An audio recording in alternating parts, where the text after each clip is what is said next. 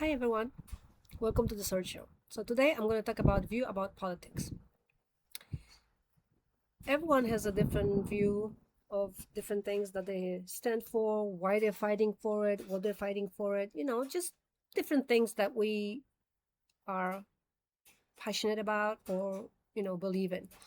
So I want to talk about your views and about all different kind of topics. So the best way I could explain about how I make my decisions in politics and in life.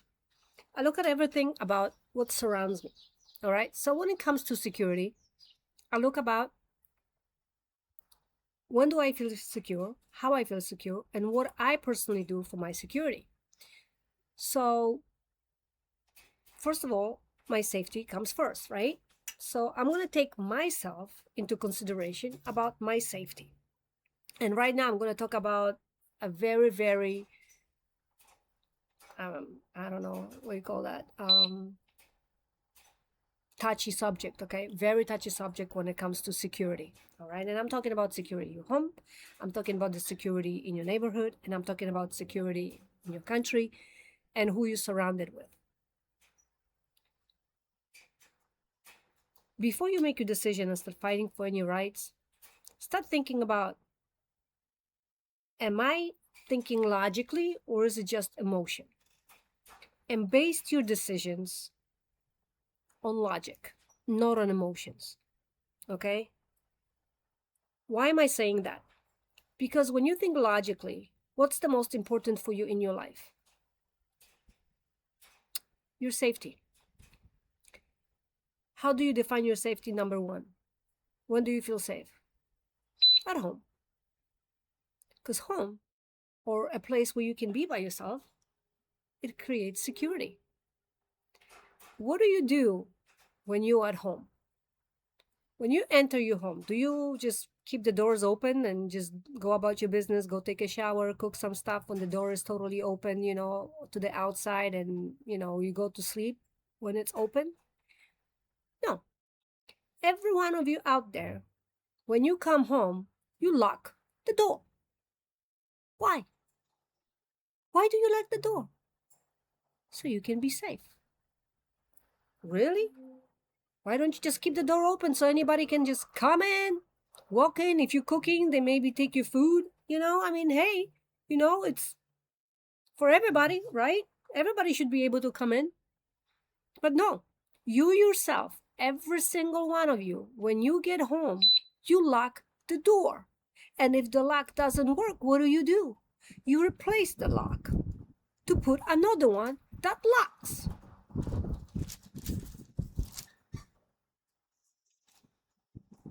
Right? Simple. Very simple. So when I look at situations about countries and my neighborhood, I always apply to that. All right? If I lock the door to my home, I lock the house. I lock the doors. When I take a shower, I lock the door. Okay. When I'm in my home and when I go to bed, I make sure that the door is locked. I even have security, so I know that people have security because I want to feel safe. I want to be safe from whom? From the not good people out there, right? So when you're taking decision about keeping the borders of the country open, the country is your home. I don't care where you live. The country is your home. So simple. So simple. Okay? If the country is your home, the door should be locked. The only time you allow the door to be open is when somebody rings the bell and they either have a business to do with you and you open the door, or is your friend that you want to let in. Now, about your friend. Do you just open the door to anybody, invite them in because just somebody rang the doorbell and just comes right in? Or do you vet the people that come to your home? You have to ask yourself that question. Do you vet the people that come to your home, or do you just open the door for anybody that they can come in? I don't care what party you are, whether you are a Republican or you're the Democrat or whether you're a liberal. We all follow the same rule. We vet the people that come to our house. You do not invite a stranger. You don't keep your doors open and just let them in and do whatever they want. You lock the door and then you vet those people to come to your home. Simple. Very simple. I don't understand why there's all that fighting about the illegals not coming in. They're not invited. I'm not going to call them illegals. I'm going to call them uninvited. An invited guest. Someone I don't know. They're not invited. I didn't invite anybody. And if you are invited, guess what? You need to receive an invitation, or you need to call me and you telling you're coming, and then I'm going to tell you whether I have time for you or not. Simple, right? So why would you open the door of a country and let everybody in, no matter who they are, when in your own home, you vet people because you do not open the door for everyone, and if somebody comes over, you don't let everybody in. And then if you want somebody to come in, they have to have an invitation, or they have to tell you they're coming and you have to agree with it. The home is where you feel safe. Country is your home. Now let me tell you this, okay? Another situation. I have someone that has different views on life than I do, right? And they have a different religion or different views on life or whatever. Would I allow somebody who does not respect my rules into my home? If I'm going to ask somebody to come in, they better respect my rules. If I see them stealing my stuff or messing with my children or trying to hit my sister or trying to, I don't know, attack my sister sexually, or bringing a knife to my home and attacking my family, do you think I would allow that person in my house, or I would not kick him out? First of all, if they would do that, I think they should be praying that they will be alive, all right? But thank God that situation doesn't come, and I hope I'm never going to be in that situation. But if you come into my house uninvited and with evil intent, you better call 811. No, not 911, 811. All right? But at this point, what I'm going to say is you got to treat the country as your home. This is your home. Because it's just a matter of time when it's going to come into your neighborhood and then knock on your door. Just like you see happening in Europe, in England, in Australia.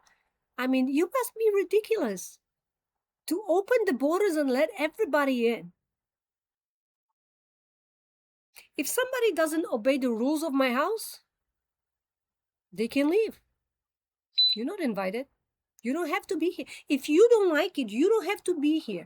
If you don't like me inviting you and like what I serve you for dinner, where I'm serving you, you don't like it, guess what? Get out and go to McDonald's or something. You don't need to be with me. If you don't like my company and you don't like what I do in my own home, the door is open. You can leave anytime you want. And if you're going to show me or tell me that you don't like something, I'm going to kick you out. Because I don't want somebody who's telling me what I need to do in my own home. That's my home. Okay? That's my home. So if you don't respect me, you don't respect my home, you don't respect my family, you don't have a right to be here. Go back to where you came from. And I'm not being mean, but that's exactly what each one of us would do if that happened in our own home. So please, before you make any decisions, if you start throwing out their stuff or any ideas, think about your own home, what you would do. How would you protect your children? How would you protect your house? How would you protect your husband? Or how your husband would protect your wife and your children? Or would you just come home, open the door, and let anybody in? Whether you're cooking or doing whatever, you just let them come in and do whatever they want. They can go in there and take stuff out of your fridge. They can take your clothes. They can do whatever. They can share and bring other people. I mean, that's ridiculous. So please, whatever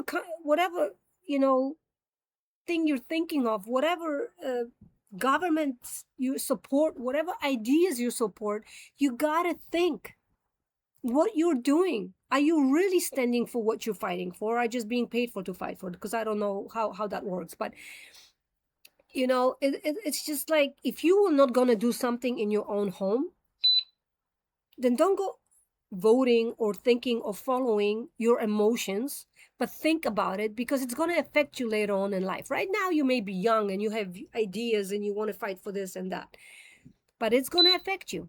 It's going to affect you, and it's going to come after you, and you're going to have to reap the consequences of what you're voting for. And about politicians, I don't care what party you vote for. Okay, ask yourself this question: if you're going to need help, is that politician going to show up at your door and help you? Are they providing you food? Are they there for you when you need emotional, psychological, or physical help? When you're in emergency, are they giving you help? That person that you're fighting for and you're ready to kill somebody else for it, or, throwing out, and destroying stuff, are they going to come to save you? No, I'm sorry. They're going to live in their beautiful towels and with the beautiful golden estates, locked away from society and building bunkers, and they really not gonna care a penny about you. You don't matter. You don't matter. Okay, you don't matter. Look at what's happening. Who's fighting those wars? Are the leaders are fighting the wars? Are the oligarchies fighting the wars?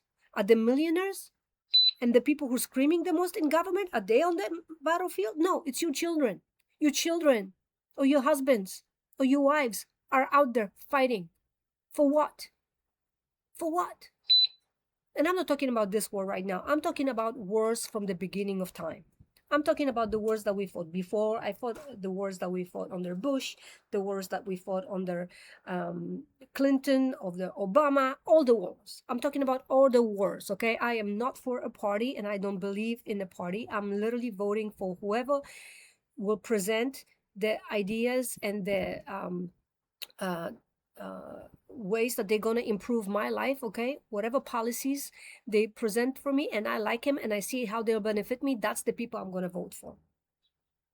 All right? So whoever it is out there that's going to present the ideas that I believe in, looking at life logically, not with emotion, but if it's going to benefit me and my family, I will vote for. So please, when you're making decisions, political decisions, because you're going to have to live with this, whatever decisions are you going to be making, make them logically. Sit down and think, what would I do if that happened in my house? Because I don't think you would put up with the stuff that you're voting for. I don't think you would put up with it. Okay, if I came to your house and brought everybody else that I know that you have no idea about, all right, and some bad characters with me, and wanted to do whatever I want in your house, you probably would have called the police on me. First, you probably would attack me yourself and then vote the police for me if you couldn't do it, because, we would come and take over. So why would you allow that into the country? Why? Why would you invite somebody into the country that has totally different life perspective on you and literally does not care about your own rights? That they think that you are nobody. They think that your family is nobody. Having ideology that they literally, you do not matter. What they think matters, and they're gonna force it on you, and you have to respect it. But when you force your stuff on them, they don't respect it. If somebody doesn't respect my home and me, I don't want them in my home. So think about it logically. This is not about a party. This is not about ideology. This is about you and your safety and making the right decisions. All right? So thank you for watching.